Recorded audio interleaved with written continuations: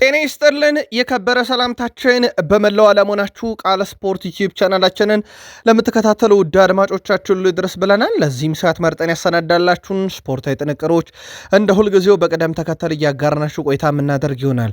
እስከ ፕሮግራማችን ፍጻሜ ስትቆዩ ላይክ፣ ሰብስክራይብ፣ ሼር ማድረግ ዛሬም እንዳይረሳ ብለናል።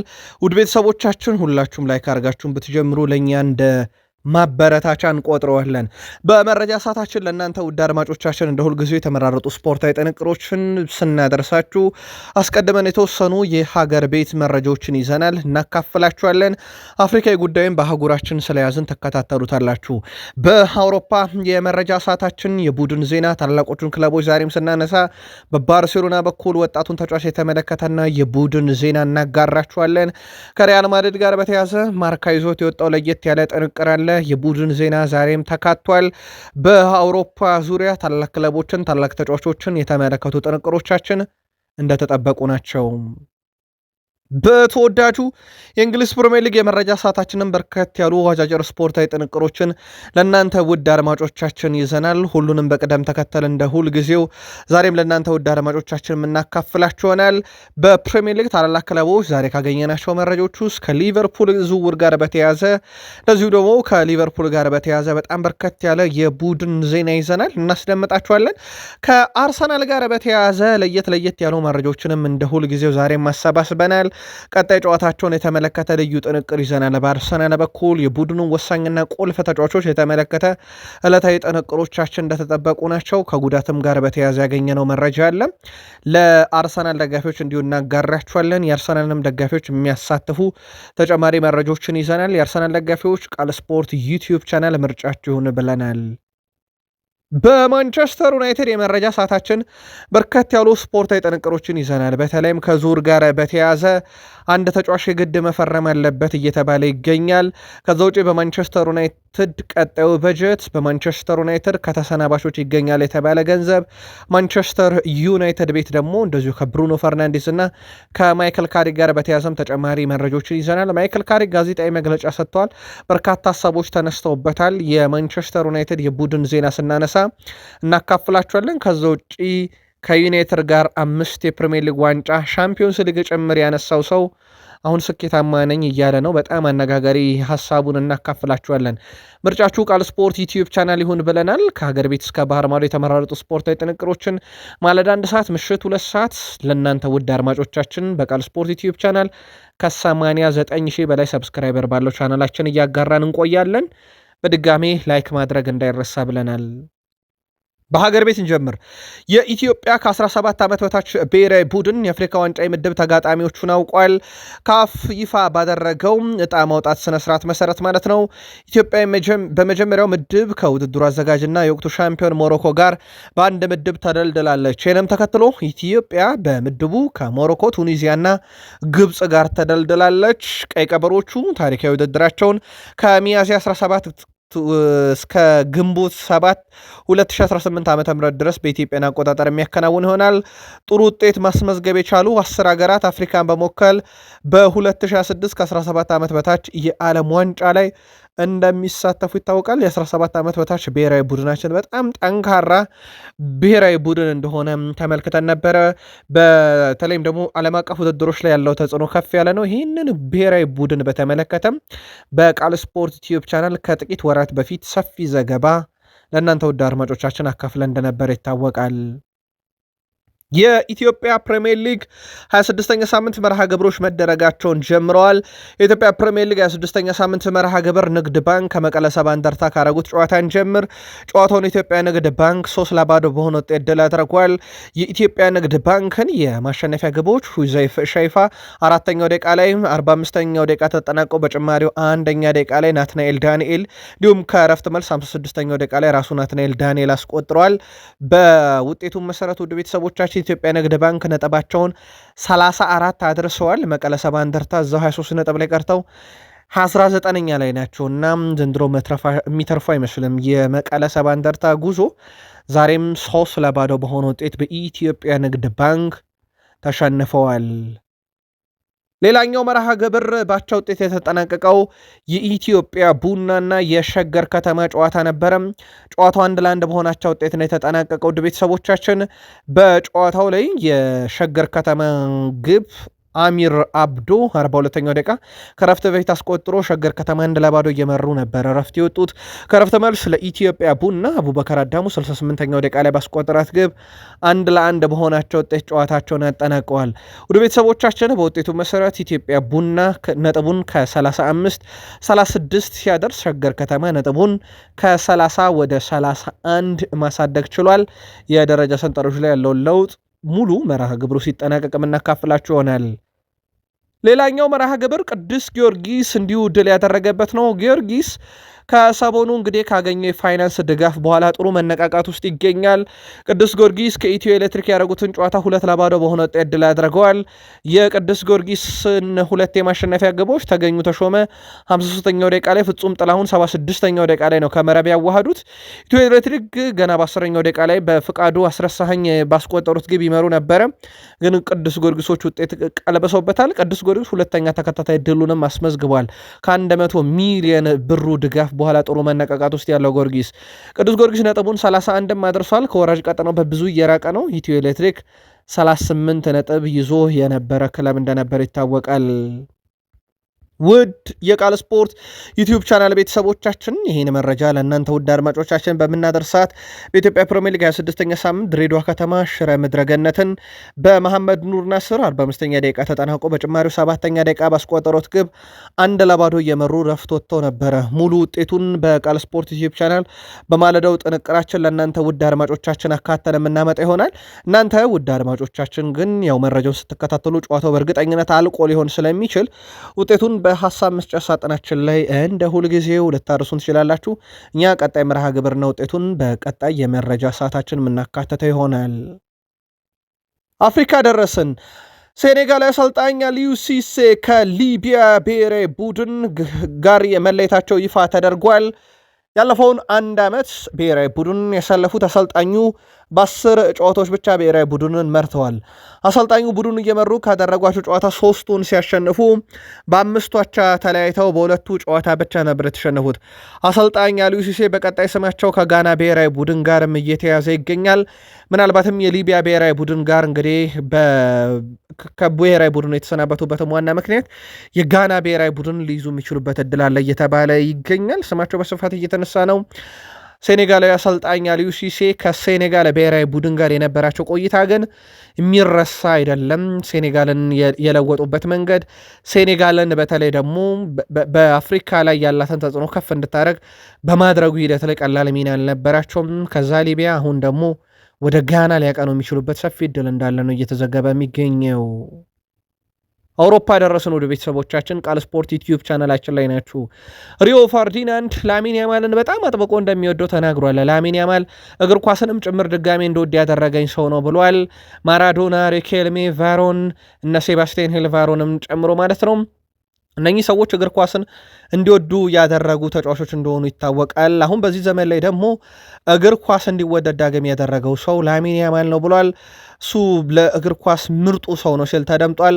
እሱን ሜዳ ላይ መመልከት በጣም ያስደስታል። ከዚህ ተጫዋች ጋር በተያያዘ ግን ሰሞኑን የደረሰበትን የዘረኝነት ጥቃት ጉዳይ በተመለከተ ሪዮ ፈርዲናንድ ተገቢ አይደለም ብሏል። ገና ታዳጊ ነው። ታዳጊ ልጆች ላይ እንደዚህ ማድረግ በጣም ከባድ ነው። የ18 ዓመት ተጫዋች ሜዳ ላይ እንደዚህ አይነት ነገር የሚያሳየን ስቴዲየም ውስጥ በርካቶች እንዲገኙ ምክንያት የሆነን ሰው በስቴዲየም ውስጥ በእንደዚህ አይነት መልኩ ጥቃት ማድረስ ተገቢ አይደለም። ላሚን ያማል ላይ የደረሰውን ጥቃት አውግዛለሁ ብለዋል።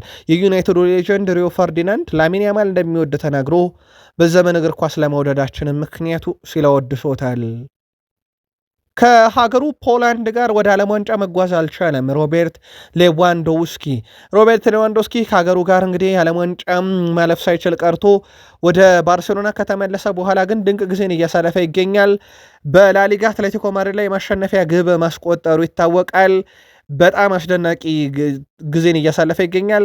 ይህ ተጫዋች በላሊጋ ሻምፒዮን ነው አምና፣ ዘንድሮም በሻምፒዮንስ ሊጉ በጣም እየቀረቡ መጥተዋል። ሮበርት ሌዋንዶስኪም በተከታታይም ጨዋታ ግብ እያስቆጠረ እንደሆነ ይታወቃል።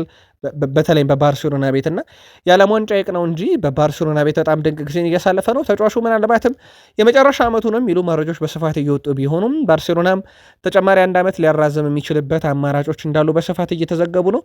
ጉዳዩን ከስር ከስር ለባርሴሎና ደጋፊዎች በቃል ስፖርት ዩቲዩብ ቻናል እየተከታተል የምናጋራችሁናል። ራውል አሴንሲዮ በማድሪድ ቤት በተጫዋቾቹ በኩል ተቀባይነት እንዳላቸው ሲነገር ነበረ። በእርግጥ በበርካታ ተጫዋቾች ተቀባይነት እንዳለ ማርካ አረጋግጦ ነበረ። በዛው ልክ ግን ያልተግባባቸውም ተጫዋቾች አሉ እየተባለ ይገኛል። አንደኛው የራውል አሴንሲዮ ጉዳይ ነው። በሁለቱ መካከል ጥሩ ግንኙነት የለም እየተባለ ይገኛል። የመጀመሪያውም አለመግባባት በተጫዋቾች ዘንድ ሲፈጠር ከአሰልጣኙ ጋር ራውል አሴንሲዮ የመጀመሪያ ነው እየተባለ ነው። ምክንያቱም ግን ማርካ ግልጽ አላደረገውም። በእርግጥ የሳቸውም ቆይታ ግልጽ አይደለም። በቡድኑ ወቅታዊ ውጤት በአውሮፓ ሻምፒዮንስ ሊግ 2-1 እየተመሩ ነው። የመጀመሪያ ዙር ጨዋታ አሊያንዝ አሬና ላይ መቀልበስ ግዴታ ይጠበቅባቸዋል። በእንዲህ አይነት ሁኔታ ውስጥ ነው ያሉት ይላል ማርካ። ግን ምናልባት ጥሩ የሚባለው ዜና ፌርላንድ ሜንዲ ከቡድኑ ጋር ልምምድ አድርጓል። ለዢሮናውም ለባየር ሙኒኩም ጨዋታ ይደርሳል ተብሎ ነው የሚጠበቀው። ፌርላንድ ሜንዲ በጉዳት ምክንያት በርከት ላሉ ጊዜያት ግልጋሎት ሰጥቶ እንዳልነበረ ይታወቃል ለቡድኑ። አሁን ግን ወደ ልምምድ ተመልሷል። የሪያል ማድሪዱ ወጣቱ ተጫዋች አርዳ ጉለር ዘንድሮ ለሪያል ማድሪድ እያበረከተ ያለው አስተዋጽኦ በጣም ትልቅ የሚባል ነው። ውድ ቤተሰቦቻችን ለአብነት ያክል በርካታ አሲስቶችን ያደረገው ለሪያል ማድሪድ አርዳ ጉለር ነው። 13 አለው። ፌድ ቫልቬርዴ በ12 ይከተለዋል። ከዛ በርካታ የግብ ዕድሎችን በመፍጠርም ብናይ አርዳ ጉለር 104 ተደርሷል። ወጣቱ ተጫዋች ይህም በሪያል ማድሪድ ቀዳሚ ያደርገዋል። ኬሊያን ምባፔ በ85 ይከተለዋል። በርካታ ትልልቅ የሚባሉ ወይም ጥራታቸውን የጠበቁ የግብ ዕድሎችን በመፍጠር ረገድም 22 አለው። ይህም ቀዳሚ ያደርገዋል። ከ22ቱ 13 አሲስት ሆነውለታል። ቀጥሎ ያለው ኬሊያን ምባፔ 13 ነው ያለውና የሪያል ማድሪድ ቁልፉ ተጫዋች ሆኗል በዘንድሮ የውድድር ዓመት። በተለይም ደግሞ ከካርሎ አንቸሎቲ ሰነበት በኋላና የዣቪ አሎንሶ መምጣት የተጫዋቹን በቂ መጫወቻ ደቂቃ እንዲያገኝ ያደረገ አርቤሎ እድሉን ሰጥተውታል። በጣም ጥሩ ጊዜን እያሳለፈ ነው። ምናልባት አሁን የዚህ አይነትና ሌሎች የሪያል ማድሪድ ተጫዋቾች ጥራት በቀጣይ በአሊያንዝ አሬና የሚያስፈልጋቸው ይመስላል። የቀድሞ የባየር ሙኒክ ተጫዋች ቶማስ ሙለር ግን ሪያል ማድሪድን ማመን ከባድ ነው፣ ሪያል ማድሪድ ውጤት ሊቀለበስ ይችላል እና የቀድሞ ክለቤ መጠንቀቅ አለበት እያለም ይገኛል። አትሌቲኮ ማድሪድን እናንሳ።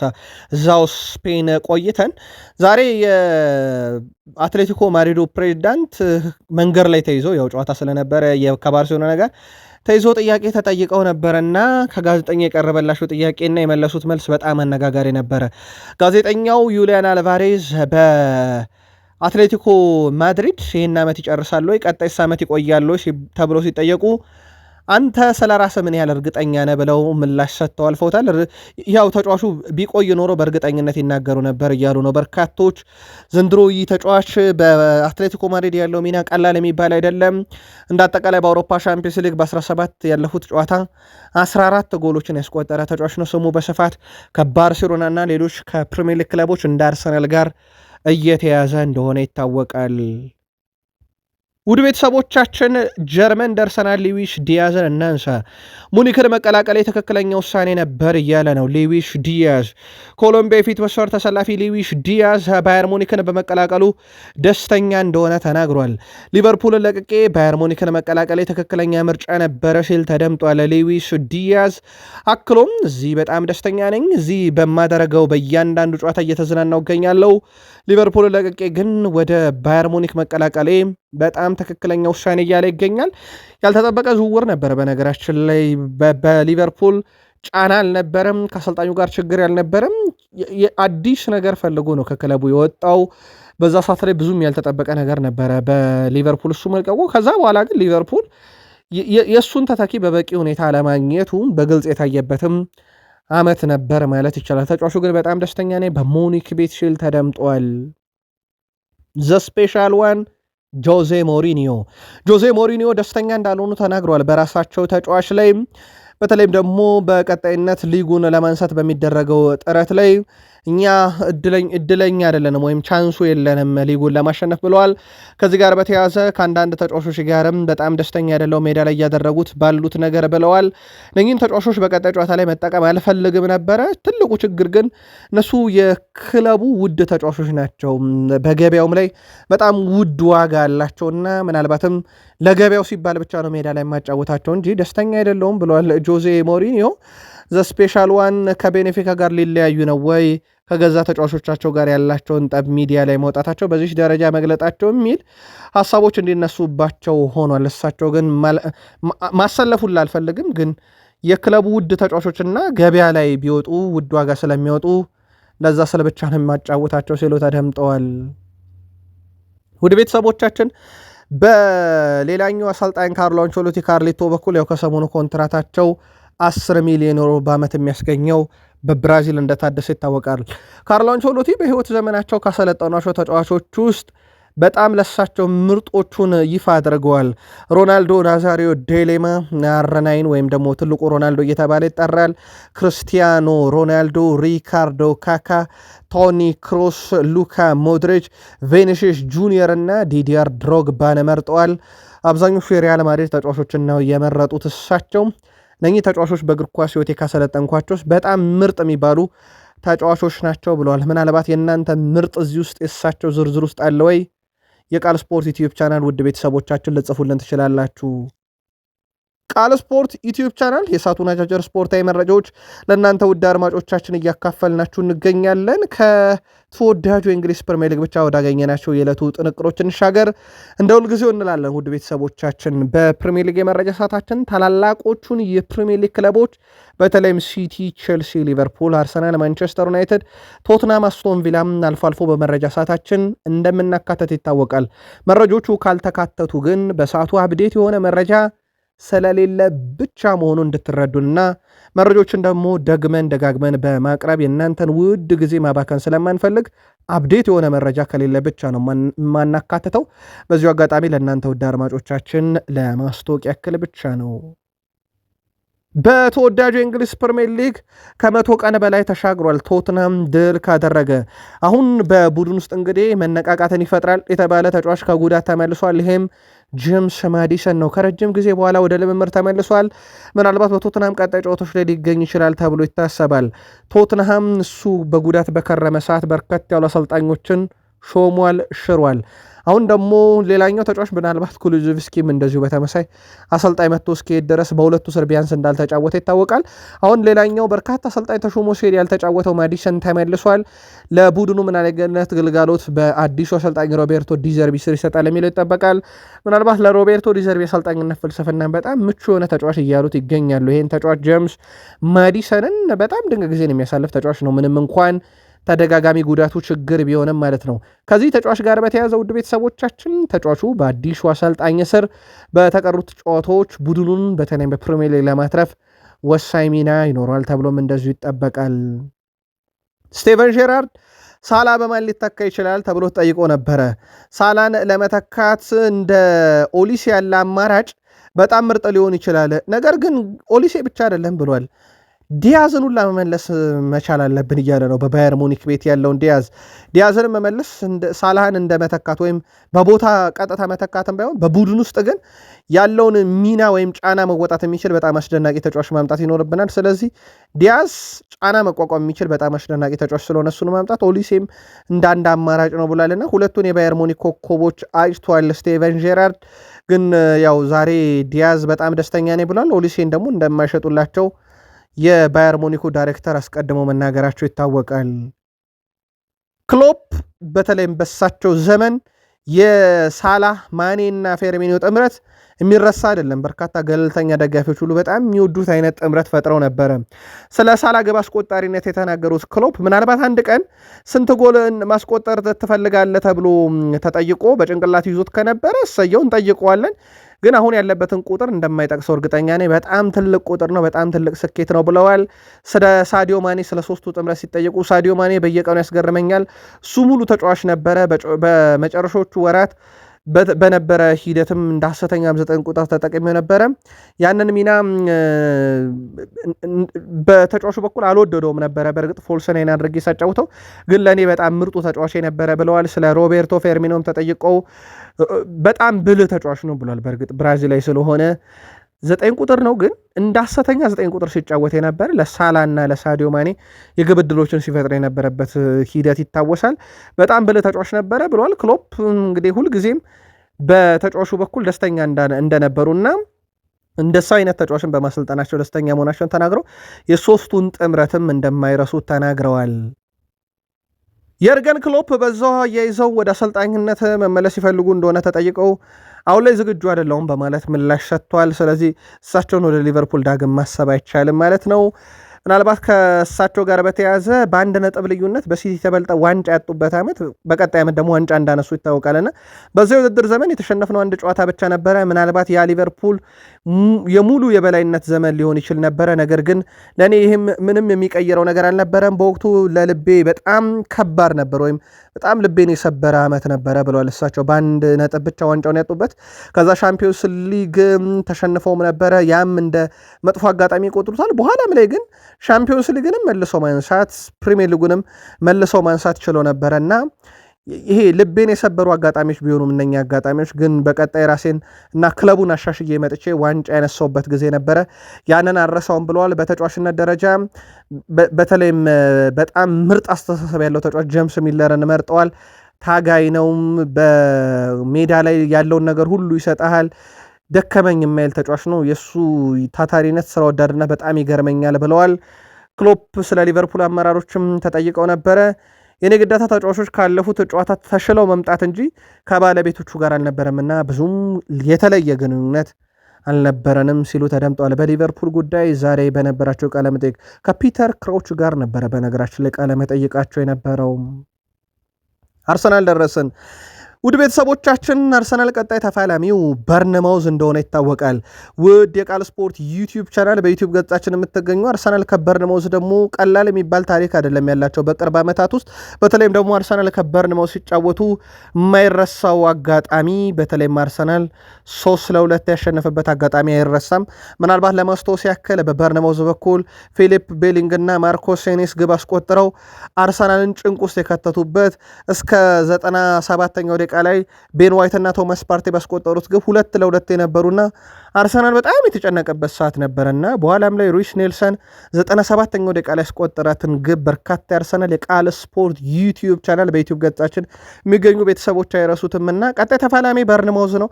አሁን በርንማውዝ ያለፉትን 11 ጨዋታ አልተሸነፈምና ጠንካራ ፍልሚያ በፕሪሚየር ሊግ ዋንጫ ጉዞ አርሰናልን ይጠብቋል። በዩቲዩብ ገጻችን የምትገኙ የእናንተ መልከታ እንዴት ያለ ነው? ጻፉልን። ውድ ቤተሰቦቻችን በአውሮፓ ሻምፒዮንስ ሊግ ታሪክ በርካታ ኳስ የማዳን ንጻሬ በአንድ ሲዝን ያለው የአርሰናል ግብ ጠባቂ ነው። በእርግጥ ዳቪድ ሬ አይደለም፣ ጀንስ ሌማን ይባላል። በፈረንጆች አቆጣጠር 2005/6 የውድድር ዓመት በአውሮፓ ሻምፒዮንስ ሊግ 100% ኳስ የማዳን ንጻሬ ነበረው። ይሄ ሪካርድ ነው። ይሄ ሪካርድ ሆኖ በእሱ ተይዟል። አሁን አራተኛውም ሰው ከአርሰናል ሆኗል። ዳቪድ ሬያ 90% የተሞከሩበትን ኳስ በዘንድሮ የውድድር ዓመት አድኖ አራተኛው ግብ ጠባቂ ሆኗል በርካታ ኳሶችን በማዳን። ከሱ በላይ ያሉት ያው የቀድሞ የአርሰናል ተጫዋች ጀንስ ሌማን፣ ከዛ ሁለተኛው ሚጌል ሞያ የአትሌቲኮ ማድሪድ ግብ ጠባቂ ነበረ 2014-15፣ ኤድዋርዶ ሜንዲ በቼልሲ 2021 91.2% ከዳቪድ ሪያ ካሁኑ በላይ በማዳን ሶስተኛው ዳቪድ ሪያ አራተኛው ተጫዋች ሆኗል በርካታ ኢላማውን የጠበቀ ኳስ በማዳን በንጻሬ። በአርሰናል ደግሞ በታሪክ ሁለተኛው ግብ ጠባቂ ሆኗል። ከሰሞኑ የአርሰናል በጣም አነጋጋሪው ተጫዋች ነበረ በስፖርቲንግ ሊዝበን እና በአርሰናል መካከል በነበረው ጨዋታ ዙሪያ ላይ ቃል ስፖርት ዩቲዩብ ቻናል ላይ ናችሁ። መልካም ቆይታ። በድጋሚ ማርቲን ኦዴጋርድ ለረጅም ጊዜ ጉዳት ላይ መኖሩ ከፊትነስ ጋር የተያዘ ችግር በደንብ እየታየበት ይገኛል። በተመለሰባቸው ጨዋታዎች ላይ በተለይም መጨረሻ ባደረገው ጨዋታ ላይ ከ70 ደቂቃ ውስጥ አንድ ኳስ ብቻ ነው ሳጥን ውስጥ ያቀበለው ተቀይሮ እስኪወጣም ድረስ ማለት ነው። ተጫዋቹ ምናልባትም ከጉዳት በረጅም ጊዜ መቆየቱና በዚህ ዓመት ደግሞ ተደጋጋሚ ጉዳት ኦዴጋርድ በሚፈለገው ሰዓት ከጉዳት ቢመለስም በሚፈለገው ያህል ጥራት ደረጃ ግን አልተገኘም። ምናልባት ሚኬል አርቴታ ጊዜ ይፈልጋል እያሉ ይገኛሉ። በወሳኝ ሰዓት የመጣ ተጫዋቻቸው በቀጣይ የበርንማውዝ ጨዋታ ላይ የሚለው ይጠበቃል። ኦዴጋርድ መምጣቱ ግን ለአርሰናል በሰዓቱ ትክክለኛው ሰዓት ላይ መጥቷል ማለት ይቻላል። ከፊትነስ ጋር የተያዘው ጥያቄ ግን በቅርቡ ይመለሳል ብለዋል ሚኬል አርቴታ።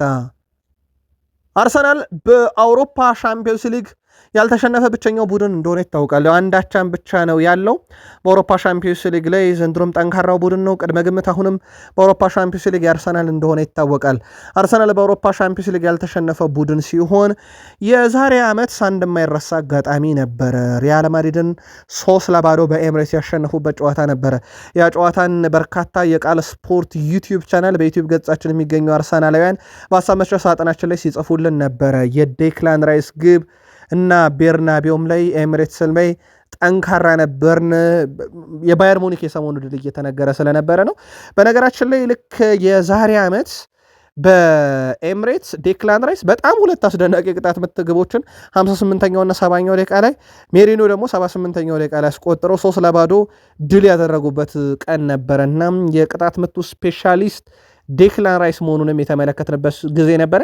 በርካታ አርሰናላውያን በሀሳብ መስጫ ሳጥናችን ላይ በዩቲዩብ ገጻችን ላይ ስለጻፉልን ነው መረጃውን ያነሳ ነው። እናም ከአርሰናል ጋር በተያዘ የአውሮፓ ሻምፒዮንስ ሊግ የዘንድሮ ጥንካሬ እንዳለው ነው። አምና በጣም የማይረሳ ምሽት በዴክላን ራይስ 2 የቅጣት ምት ግቦችም አርሰናሎች ያሳለፉበት ነበረ። ማክስ ዶማን በኤቨርተን ላይ ያስቆጠራት ግብ የአርሰናል የወሩ ምርጥ ግብ ተብላ ተመርጣለች። ከፒክፎርድ መውጣት ጋር በተያያዘ ከራሱ የግብ ክልል አካባቢ ይዞ መጥቶ ባዶ መረብ ላይ ያስቆጠራት ናት። በእርግጥ እቺ ግብ ስትቆጠር በዩቲዩብ ገጻችንም ሰፊ ሽፋን ሰጥተነው ነበር። የማርቲኔሊ ስራ ቀላል የሚባል አይደለም፣ ተከላካዩን የሸፈነበት መንገድ።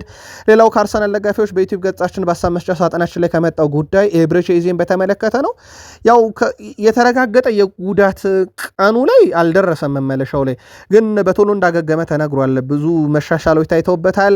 ቀጣይ የበርንማውዝ ጨዋታ ሲገኛል አይገኝም በሚለው ጉዳይ ላይ ሚኬል አርቴታን ጋዜጣዊ መግለጫ እንጠብቃለን። ምናልባት ግን የመልሱ ጨዋታ ላይ ሊገኝ የሚችልበት እድል አለ እየተባለ ነው። ቃል ስፖርት ዩቲዩብ ቻናል በዩቲዩብ ገጻችን ብቻ አጣተም በቀጣይ መረጃ የምናካፍላችሁ ይሆናል። ውድ ቤተሰቦቻችን ዩናይትድ ደርሰናል። ማንቸስተር ዩናይትድ ቀጣይ ተጫዋቾችን እንደሚያስፈርም ግልጽ ነው። ይህንን በተመለከተ በርካቶች የግል መልከታቸውን ያጋራሉ። ታዲያ ውድ ቤተሰቦቻችን ቴዲ ሼሪንግሃም ማንቸስተር ዩናይትድ ባንክም ሰብሮ ቢሆን ኮል ፓልመርን ማስፈረም ያለበት ለምን ብሩኖን ሸጦ አይሆንም እያለ ነው። ቴዲ ሼሪንግሃም በራሽፈርድ ወደ ባርሴሎና ዝውውር የሚመጠን አይደለም ካለ በኋላ አሁን ደግሞ ብሩኖም ተሽጦ ቢሆን ፓልመር ቢመጣ እያለ ነውና ይህንን ሀሳብ የዩናይትድ ደጋፊዎች በቃል ስፖርት ዩቲዩብ ቻናላችን ላይ የምትገኙ ብጽፉልን ደስ ይለናል። በሁለቱም ክንፍ መጫወት ይችላል። በጣም ጥሩ ኳሊቲ ያለው ቴክኒካሊ ብቃት አለው። እንደ አማካይም ልትጠቀሙ ትችላለን። በጣም ምርጥ ኳሊቲ ያለው በፕሪሚየር ሊግ የታየ ተጫዋች ነውና ኮል ፓልመር ወደ ማንቸስተር ዩናይትድ ቢመጣ ምርጥ ነው እያለ ይገኛል። ምናልባት አንድ ጥያቄ ካነሳውበት ጉዳትን ብቻ ነው። ከዛ ውጭ ግን ተጫዋቹ 45 ጨዋታ በላይ በአንድ ሲዝን መጫወት የሚችል ነው። ከ60 በላይም ብትሰጠው መጫወት ይችላል። እናም በዩናይትድ ደረጃ ይገኛል እያለ ነው ቴድ ሼሪንግሃም ኮል ፓልመርን። እቺ ገንዘቧን በተመለከተ ግን ውድ ሊሆን ይችላል አለ ቴድ ሼሪንግሃም ኮል ፓልመርን በዩናይትድ ማስፈረም ለምን ብሩኖ ተሽጦ አይሆንም እያለ ነው። እቺን ሀሳብ በቃል ስፖርት ዩቲዩብ ቻናል የምትገኙ የዩናይትድ ደጋፊዎች እንዴት አያችሁ? አጻፉልን። ማንቸስተር ዩናይትድ ባለፈው ውድድር ዘመን የአውሮፓ ውድድሮች ላይ ባይሳተፍም እንኳን ወደ 300 ሚሊዮን ፓውንድ የሚጠጋ ገንዘብ ወጪ አድርጎ ተጫዋቾችን አምጥቷል እንዳጠቃላይ። አሁን ላይ ደግሞ ለሻምፒዮንስ ሊግ በጣም የቀረበው ከ90% በላይ ግምት የተሰጠው 5 ቡድኖችን የአውሮፓ ሻምፒዮንስ ሊግ ማሳተፍ መቻሉ ደግሞ ለዩናይትድ ሌላ ተጨማሪ እድል የሰጠ መሆኑ ይታወቃል። አሁን ላይ ታዲያ ለዛ በጣም እየቀረበ ያለው ማንቸስተር ዩናይትድ ቀጣይ ክረምት ላይ ስራ ይበዛበታልና ከ300 ሚሊዮን ፓውንድ በላይ ሌላ የሚያወጣበት ዓመት ሊሆን ይችላል ተብሎ ይታሰባል።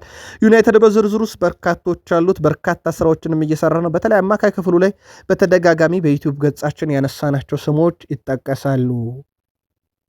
ሪዮ ፈርዲናንድ በውሰት ለባርሴሎና እየተጫወተ የሚገኘው ማርከስ ራሽፎርድን በተመለከተ በ26 ሚሊዮን ፓውንድ ብቻ ወደ ባርሴሎና ሊዘዋወር ይችላል መባሉ ፍጹም የከፋ ዝውውር ብሎታል። ምክንያቱም ዩናይትድ ከዚህ በላይ ከዚህ ተጫዋች ማግኘት ነበረበት ብሏል።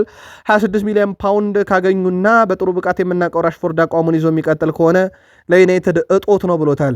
ሪዮ ፈርዲናንድ ሲቀጥልም ለሱ መልካሙን ሁሉ እመኝለታለሁ፣ እንዲሳካለት የምፈልጋለው በባርሴሎና ለዩናይትድ ግን አሁን ባለው ወቅታዊ ብቃት በ26 ሚሊዮን ፓውንድ ብቻ ያንሳል ብሏል። ከወዲህ ደግሞ ስካይ ስፖርት ጀርመኒ ይዞት በወጣው መረጃ መሰረት ዩናይትድ በነፃ ሊለቀው የወሰነው ጀደን ሳንቾን በተመለከተ የዶርትመንድ ስራ አስኪያጅ ላርስ ሪከን ሳንቾን ጨምሮ ሌሎች ተጫዋቾችን በዩናይትድ እየተከታተሉ ነው። በተለይም ከኮንትራት ነፃ የሚሆኑትን ሳንቾ ወጣም ወረደም ወደ ዶርትመንድ ባያመራም በዩናይትድ በኩል ቀጣይ ዓመት ውሉን ስለማያድስ በነፃ እንደሚለቅ ይታወቃል። ውድ የቃል ስፖርት ዩቲዩብ ቻናል የዩናይትድ ደጋፊዎች ብሩኖ ፈርናንዴዝ አሁን ህልማችንና ዓላማችን ሻምፒዮንስ ሊግ ትኬትን መቁረጥ ነው ብሏል። የዚህ ዓመት ትልቁ ግብ እሱ ነው፣ እሱን እንደምናሳካው እርግጠኛ ነኝ ብሏል። 4 ውስጥ ገብቶ መጨረስ ጥሩ ሊሆን ይችላል፣ ነገር ግን በየትኛውም መንገድ ሻምፒዮንስ ሊግን ማሳካት ከቻልን ዋናው መመለሳችን ነው ሲለ ተደምጧል። ከወዲህ ደግሞ በቅርቡ በማንቸስተር ዩናይትድ ኮንትራቱን ያደሰው ሃሪ ማጉዌር ያለምንም ጥርጥር ሰዎች ዘንድሮ ተሻሻላችኋል እያሉ ነው፣ ቀጣዩ ዓመት ከዚህ በጣም የተሻለ ይሆናል እርግጠኛ ነኝ ብሏል። እሱ የፈረመበት ቀጣይ የሚጫወትበት ዓመት ምርጥ እንደሚሆን ተናግሯል።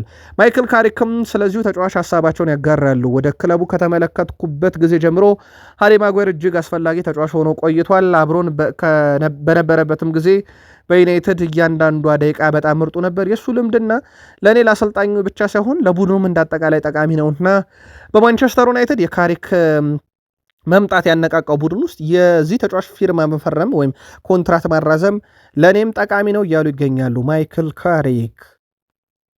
ማይክል ካሪክ ጉዳት ላይ ስለነበሩ ተጫዋች ምላሽ ሰጥቷል። እረፍቱ በተወሰነ መልኩ ጠቅሞናል እያሉ ነው ማይክል ካሪክ። ተጫዋቾች ተመልሰዋል። ሜሰን ማውንት እንዲሁ ተመልሶ ልምምድ እየሰራ ነው። ያንን ለማጎልበት ጊዜ አግኝቷል። ሌሳንድሮ ማርቲኔዝን በዚህ ሳምንት ከኛ ጋር መመለሱ ጥሩ ነገር ቢሆንም እውነት ለመናገር ብዙ ጨዋታዎች አምልጦታል ብለዋል ማይክል ካሪክ። አሁን ላይ ሁሉም ተጫዋቾች በጥሩ ጤንነት ላይ ይገኛሉ። ይህም በጣም ደስ የሚያሳይ ነገር ነው፣ ምክንያቱም ምን ሊፈጠር እንደሚችል አይታወቅም በቀሩት ጨዋታዎች ብለዋል።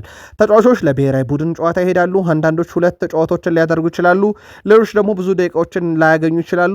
ዋናው ፍላጎታችን የኛ ሁሉም በጤና ወደ ማንቸስተር ዩናይትድ መመለሳቸው ነው። ይሄ ለእኔ በጣም ወሳኙ ነገር ነበር ሲሉ ተደምጠዋል ማይክል ካሪክ። ካሪንግተን ለእኛ ሁልጊዜም አስደናቂ ቦታም ነው ብለዋል ማይክል ካሪክ። ወደ ሌላ ቦታ መምጣታችን ለሁላችንም ደግሞ አዲስ ስሜት ለመፍጠር ይጠቅማል ብለዋል። ከእንግሊዝ መውጣታቸውን አየርላንድ ድብሊንግ ማምራታቸውን ነው። አብረን ተሰብስበን ጊዜ ማሳለፍ ይጠበቅብናል። ይህም ደግሞ ለተጫዋቾቹ ለሰራተኞቹ ጥሩ መነቃቃትን ይፈጥራል፣ ትስስሩንም ይበልጥ ያጠናክራል ብለዋል። ከዚህ በኋላ ያለው ትልቁ ስራ ደግሞ ወደ ካሪንግተን ተመልሰን ለቀጣዩ ጨዋታ ራሳችንን ማዘጋጀት ነው ብለዋል። ለ24 ቀናት ጨዋታ መራቅ ረጅም ሊመስል ይችላል፣ ነገር ግን የብሔራዊ ቡድን ጨዋታ ስለነበሩ ያንን አቅልሎታል ብለዋል። ተጫዋቾች አሁንም በልምምድና በጨዋታ ላይ ናቸው። እረፍት ያገኘ የለም፣ ያረፈም የለም። ቀኑ ቢረዝምም እኛ በስራን ያሳለፍነው ሲሉ ተደምጠዋል ማይክል ካሪክ። በማንቸስተር ዩናይትድ በኩል ያገኙትን ጊዜ ተጫዋቾቹም ከቤተሰቦቻቸው ጋር ተጨማሪ ጊዜ እንዲያሳልፉና ራሳቸውን ለቀጣይ ጨዋታ በደንብ እንዲያዘጋጁ የጠቀመም ነበር ሲሉ ተደምጠዋል የዩናይትዱ አሰልጣኝ ማይክል ካሪክ። ዩናይትድ ባለፉት 5 ዓመታት ውስጥ ለታዳጊዎች በርካታ እድል በመስጠት ወይም በርካታ ተጫዋቾችን እድል በመስጠት በታዳጊ ረገድ ከቢግ 6 ክለቦች ቀዳሚ ሆኗል። ከፕሪሚየር ሊግ ክለቦች ሁለተኛው ነው። ከሰንደርላንድ ቀጥሎ በርካታ ወጣት ተጫዋቾችን እድል የሰጠ ቡድን ሆኗል ለማንቸስተር ዩናይትድ። በዚህ ውስጥ ደግሞ እነ ኮቢ ሜኖ ይጠቀሳሉ። በነገራችን ላይ ውድ የቃል ስፖርት ዩቲዩብ ቻናል በዩቲዩብ ገጻችን ብቻ የምትገኙና መረጃችንን ከ89,000 በላይ ሰብስክራይበር ባለው ዩቲዩብ ገጻችን የምትከታተሉ ኮቢ ሜኖ ኮንትራቱ በቅርቡ ይፋ እንደሚደረግ ነግረናችኋል። የሃሪ ማጉዌር እና የኮቢ ሜኖ ኮንትራት ስምምነት የቀናት ልዩነት ብቻ ስለሆነ ጠብቁ። ያው አዲስ ነገር ካልተፈጠረ በስተቀር ኮንትራቱን ይፈርማል እስከ 2031። ሌላው ወደ ማንቸስተር ዩናይትድ የካሪክ በጊዜነትም ቢሆን ለረጅም ጊዜ መምጣት ብዙ ያሻሻላቸው ነገሮች አሉ። ለአብነት ያክል ብሩኖን የበለጠ አጉልቶታል። 20 ጎሎች ውስጥ በ10 ላይ ብሩኖ ቀጥታ ተሳትፏል ከካሪክ ጋር ማለት ነው። ብሩኖ በፕሪሚየር ሊጉ ከፈጠራቸው የግብ ዕድሎች መሃል 45% ያሉን መፍጠር የቻለው በማይክል ካሪክ ስር ነው።